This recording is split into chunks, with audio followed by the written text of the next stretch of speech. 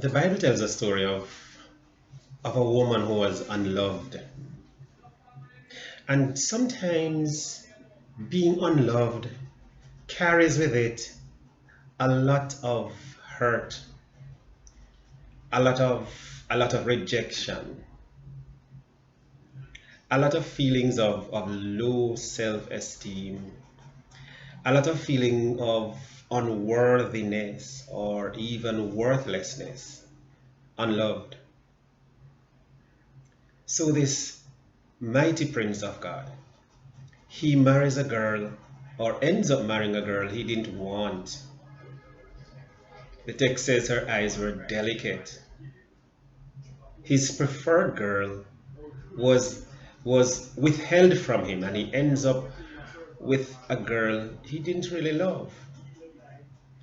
And then the challenges that came with it as she worked through the pain of not being the preferred girl, the pain of not being the one chosen initially, the pain of feeling second, of feeling accepted as a consequence of a gamble, as it were.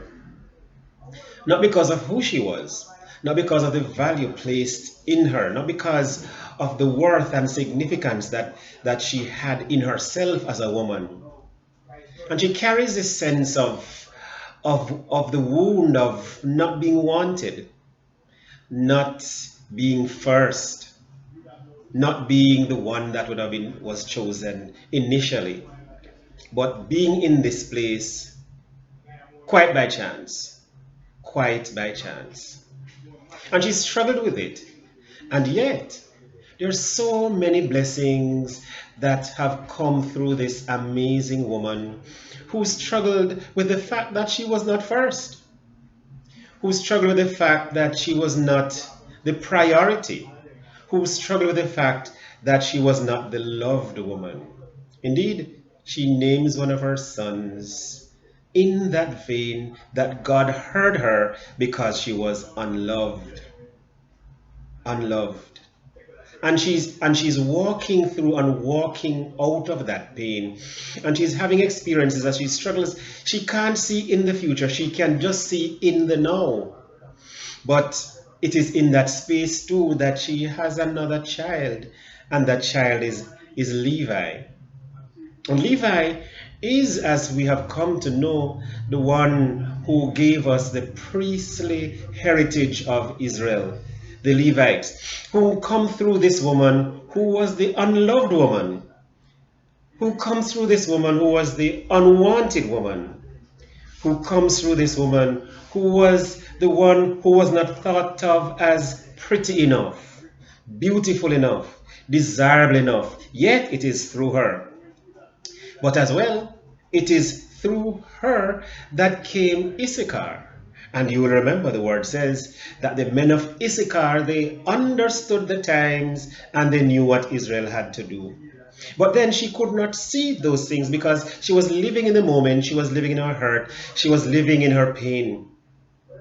And that is so important for us to grapple with, to think about, as she was not the woman of choice. She was not the preferred woman. She was not the woman of priority. She was not the pretty woman. She was not the attractive woman. She was the woman who came to be married through trickery. But importantly too, she had another child, and this child is Judah. And what a thought! Who would have thought that through the woman who was not the preferred woman? Who would have thought that through the woman who was not the wanted woman, who was not the woman of priority, that through her would come Judah? And through Judah, our Savior Jesus. And through our Savior, you and I have become part of the community of believers. What issues of self-esteem are you struggling with? What issues are you facing that makes you think that you're not bright enough, you're not good enough, you're not attractive enough, you have been married by trickery, you have entered into spaces that are not the best? Well, perhaps you're in the moment. Perhaps you're just seeing for the now.